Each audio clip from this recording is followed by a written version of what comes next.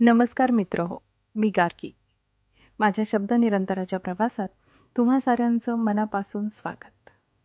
मागील 3 भागांमध्ये आपण चितमपल्ली सरांच्या 3 अप्रतिम पुस्तकांचा परिचय करून घेतला. मला अपेक्षा आहे की तुम्ही सर्वांनी त्यावर नक्कीच मनन आणि चिंतन केलं असावं. आजही आपण सरांच्याच एका वेगळ्या आणि सुंदर अशा धाटणीच्या पुस्तकाचा परिचय करून घेऊ, ज्यामध्ये सर मुलांना उद्देशून सांगतात, मुलांनो, तुम्हाला वाटतं ना तुम्ही विचारी बनावं, भावनांतीत पावित्र्य जाणावं, तर मग अरण्यात जा.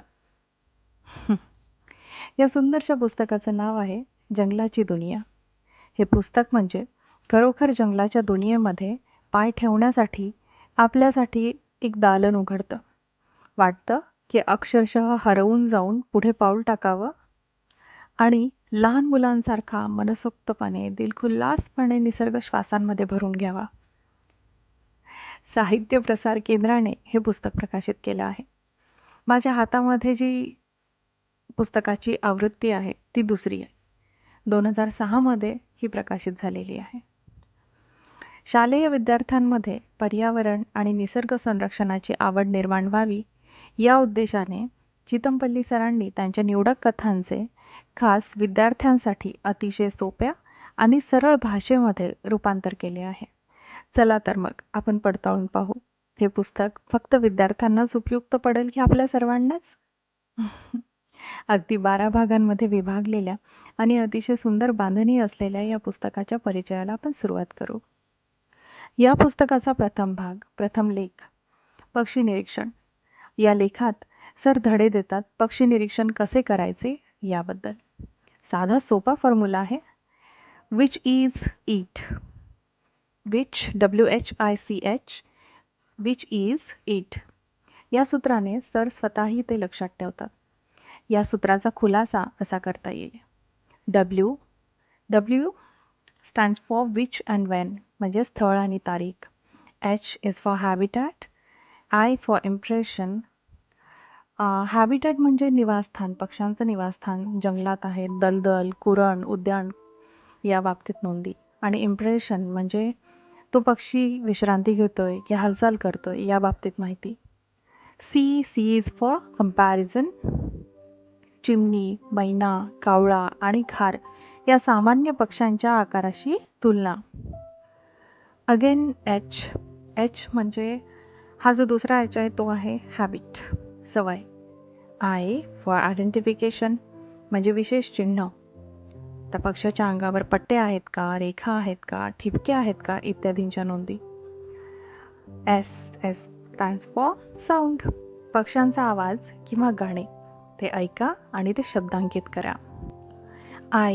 I फॉर इम्पॉर्टंट डिटेल्स, पाय, त्यांचे बोटं, चोचीचा आकार कसा आहे, रंगांचा तपशील इत्यादी गोष्टी. त्यानंतर येतं T for tails and wings, आकार, लांबी, रचनेची वैशिष्ट्ये या नोंदी. सर सांगतात की पक्ष्यांची ओळखण करायला डॉक्टर सलीम अली यांचे the book of Indian birds या सचित्र पुस्तकाचा उपयोग करा. निरीक्षणासाठी फिरताना कपडे असे वापरा की ते आजूबाजूच्या परिसराशी एकरूप झाले पाहिजेत. खाकी कपडे सर्वात चांगले. पायामध्ये मजबूत बूट असावेत आणि शक्यतो एकट्यानेच पक्षी निरीक्षणाला जावे. यासाठी सकाळची वेळ अतिशय उत्तम. तसेच 10x40 मॅग्निफिकेशन असणारी दुर्बीण सोबत ठेवावी, कारण ती आवश्यक आहे. पक्षी निरीक्षण करताना तुमची पाठ मात्र सूर्याकडे असावी, जेणेकरून पक्ष्याचे सारे चित्रविचित्र रंग तुम्हाला स्पष्टपणे दिसतील. निरीक्षणाची टिपण त्वरित करणेही गरजेचेच, म्हणून नोंदवही देखील सोबत बाळगावी. किती छानसा सल्ला आहे ना हा. एवढी सुंदर आणि छानशी तयारी करून आणि मनामध्ये भरगच्च निसर्गप्रेम, पक्षीप्रेम घेऊन जंगलात गेल्यावर मला तरी वाटतं की सारे पक्षी स्वतःच रांगेत पाठोपाठ येऊन नोंदणीसाठी हजेरी लावतील. खरंच ना, होऊ शकतं असं. पण त्यासाठी दृढ इच्छा हवी मनामध्ये. सारं होतं मग हवं तसं, नाही का? यानंतरचा दुसरा लेख आहे वन्य प्राणी निरीक्षण. सर म्हणतात पक्षी निरीक्षणापेक्षा प्राणी निरीक्षण जास्त अवघड आहे, कारण जंगली जनावरे प्रामुख्याने रात्री हिंडणारी आहेत त्यामुळे ते दिवसा झाडाझुडपांमध्ये विसावा घेत असताना दिसतात. पक्षी आपले व्यवहार दिवसा करतात. त्यांना माणसांची फारशी भीती वाटत नाही. म्हणून पक्षी निरीक्षकांची संख्या वन्य प्राणी निरीक्षकांपेक्षा अधिक आहे. हे उदाहरण सर पटवून देताना सांगतात, ते शेतामधलं एक उदाहरण देतात. साधं सोपं उदाहरण. शेतामधील झाडांवर जेव्हा पक्ष्यांची घरटी शोधली तर ती सहज दिसून येतात. परंतु एखाद्या कोल्ह्याचे बांधामध्ये असलेले घर, बांधातील बिळामध्ये असलेले घर शोधूनही सापडत नाही. वन्य प्राण्यांचे निरीक्षण करायला स्वतःवरती शिस्त लादून घ्यावी लागते. खूप प्रतीक्षा करावी लागते. त्या प्राण्याच्या वर्तनाविषयी माहिती असावी लागते. मुख्य म्हणजे मौन पाळावे लागते. एवढं करूनही त्यांचे कित्येक वेळा फक्त काही सेकंदाकरता दर्शन घडते. प्रख्यात वन्य प्राणी अभ्यासक जॉर्ज शेल्लर तो म्हणतो की एखाद्या प्राण्याच्या अभ्यासाला अशा प्रत्यक्ष दर्शनाचे किमान 200 तास लागतात. 200 तास. काही सेकंदांच्या दर्शनावरती कल्पना करून बघा 200 तासांची. वन्य प्राण्यांच्या जीवनक्रमाचा अभ्यास तसा सहज आणि सोपा नाहीच. जंगलातल्या वाटेने सायंकाळी तुम्ही जीपमधून चाललात की रस्त्याच्या कडेला चरणारे ससे दिव्याच्या प्रकाशात इकडून तिकडे पळताना आपल्याला दिसतात. परंतु त्यांच्या खाजगी आयुष्यामध्ये डोकावणे हा अगदी आगळा वेगळा प्रकार आहे बरं का. कारण वन्य प्राण्यांना वासाची तीव्र संवेदना आहे. त्यामुळे त्यांचे निरीक्षण वारा कुठल्या दिशेने वाहतो आहे यावर अवलंबून असतं. पक्ष्यांना ऐकू येतं, त्यांची दृष्टीही चांगली असते. पण वन्य प्राण्यांचे कान, डोळे आणि नाक यांच्या संवेदना जास्त तीक्ष्ण असतात. या लेखामध्ये सरांनी एक छानशी आठवण देखील सांगितली आहे. ओरिसा राज्यातील सिमलीपाल व्याघ्र प्रकल्पाचे संचालक आणि अभ्यासाकरिता खैरी वाघीण पाळणारे दिवंगत सरोजराज चौधरी हे उत्तम वनविद्या जाणणारे ज्ञानी वनाधिकारी होते. त्यांनी एका भेटीमध्ये सरांना सांगितले होते, मी रानगव्याच्या कळपावर संशोधन करीत होतो. माणसाच्या वासाला ते क्षणभरही ठरत नाहीत. तेव्हा मी माझे सारे अंग रानगव्याच्या शेणाने माखून घेतले. पायातील वाहना विश्रामगृहात ठेवल्या. कित्येक वेळा वाहनांच्या वासाने देखील गवे सावध होतात. आपल्या वासांविषयी ही दक्षता घेतल्यामुळे मी त्या कळपाचे तासनतास निरीक्षण करू शकलो. किती पेशन्सची गरज असते ना खरंच. खरं तर सर म्हणतात ते योग्यच आहे. जशी संगीतकाराला गायकाला बैठक हवी असते ना, तशी वन्य प्राणी निरीक्षकालाही हवीच असते. वन्य प्राणी दिसण्याच्या प्रतीक्षेत तासनतास मांडी घालून बसण्याचा सराव गरजेचाच असतो. या सल्ल्यांमध्ये ना मी माझा एक सल्ला नक्की ॲड करू इच्छिते. वनामध्ये जाताना आपल्या व्यसनांचं भांडार सोबत नेऊ नये. सुगंधी अत्तरं, डिओ, परफ्युम्स यांचा मारा करून तिथे जाऊ नये. या कृत्रिम गोष्टींचा वन्य प्राण्यांना लगेच थांग लागतो. खरं तर जंगलात जाताना फक्त माणुसकी सोबत घेऊन जावी. जिथे निसर्ग सहजासहजी माणसाला स्वीकारत नाही तिथे हा कृत्रिम बडेजाव मिरवण्यात काही अर्थ उरत नसतो. बघा, पटलं तर घ्या. यानंतरचा तिसरा लेख आहे निसर्ग वाचन. तुम्हाला माहिती आहे का, समर्थ रामदास नेहमी डोंगरामध्ये राहायचे. नित्य नूतन प्रदेशात ते फिरत असत.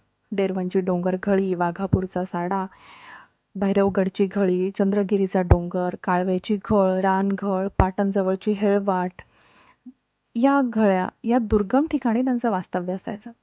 ही नावं गेलीत का कधी कानावरून? सह्याद्री पर्वत आहे ना, तिथेच अस्तित्वात आहेत या घळ्या. जमलं तर जा आणि बघा. दास डोंगरी राहतो, यात्रा देवाची पाहतो, असं समर्थ रामदास म्हणायचे. निसर्गातील काही अद्भुत आणि सुंदर क्षण समर्थांनी टिपूनही ठेवले आहेत. बाकीचं थोतांड वाचण्यापेक्षा समर्थांनी टिपून ठेवलेला निसर्ग वाचा, दृष्टांत लाभेल. खरं समर्थ समजायलाही मदत होईल थोडी. खरं तर तुम्ही साऱ्यांनी ज्ञानेश्वरी वाचली असणारच आहे. ज्ञानेश्वरांना समाजाने कधी आपला भाग होऊच दिला नाही. त्यांना वाळीतच टाकलं होतं. त्यामुळे झालं काय की हा समाज स्वतः कर्मकांडांच्या वेडीत अडकला तो भाग वेगळा, पण ज्ञानेश्वरांना मात्र या निसर्गाने आपल्या ओटीत घेतलं. जमलं तर आता परत ज्ञानेश्वरी वाचा. तुमच्या लक्षात येईल त्यांचे सारे दृष्टांत पशुपक्ष्यांच्या रूपकातच त्यांनी मांडले आहेत. मी आणि माझ्या बाबांनी ज्ञानेश्वरी वाचल्यानंतर काढलेला निष्कर्ष आहे आणि आमचं मतही म्हणू शकाल. बाकी तुम्ही समर्थांना आणि ज्ञानेश्वरांना परत एकदा वाचा आणि तुमचं मत नक्की ठरवा. चला तर मग आपण वळू पुढच्या लेखाकडे. याचं नाव आहे छावा. या पुस्तकातील ही अग्रणी कथा, राणी वाघीण आणि तिच्या 3 पिलांची कथा, त्यांच्या संगोपनाची कथा आणि पिल्लं धीट होत सावजाचा मागोवा घेत मोठे होऊन स्वतःचं खरं अस्तित्व ओळखायला लागतात त्याची ही कथा. ही राणी वाघीण आपल्या या छाव्यांना पोहायला शिकवत होती तो क्षण सरांना पाहता आला. त्याचं वर्णन अतिशय सुंदर केलं आहे सरांनी, ते नक्की वाचा. मी आधी तुम्हाला सांगितलं होतं की या पुस्तकामध्ये सरांनी त्यांच्या उत्कृष्ट कथा एकत्रित केल्या आहेत. त्यामुळे यातील काही कथांचा आपल्या आधीच्या भागातील पुस्तक परिचयामध्ये उल्लेखही झालेला आहे. मनोली, एक पाडस, तसेच इनाक्षी मिया आणि वाघीण या कथा त्यातल्याच. यानंतरचे लेख अप्रतिमच आहेत. पक्षी जायस दिगंतरा, कुबडा माळी, ज्यामध्ये वृक्ष संवर्धनासोबतच मानवतेच्या संवर्धनेची कलाही शिकायला मिळते. तसेच अडई आणि तिची पिलं हा अभ्यासपूर्ण लेख आहे. विलो वाईफ, बोलणारं पाखरू आणि टिबुकली हे 3ही लेख वाचताना तुम्हाला माझ्या मदतीची गरज नाही. या अतिशय सहज सुंदर कथा क्षणात वाचून पूर्ण कराल तुम्ही. तर मग वाचाल ना? नक्की वाचा. वाचत राहणं गरजेचं आहे. आता मी तुमची रजा घेते. तुम्हाला ही ग्रंथचर्चा आवडली असेल तर चॅनलला नक्की लाईक करा, शेअर करा आणि सबस्क्राईब करा. आपण परत भेटू चितमपल्ली सरांच्याच एका नवीन पुस्तकासह. तोपर्यंत आजच्या पुस्तकावर आणि यापूर्वीच्या 3 पुस्तकांवर चिंतन करा आणि अफाट वाचन करा. धन्यवाद.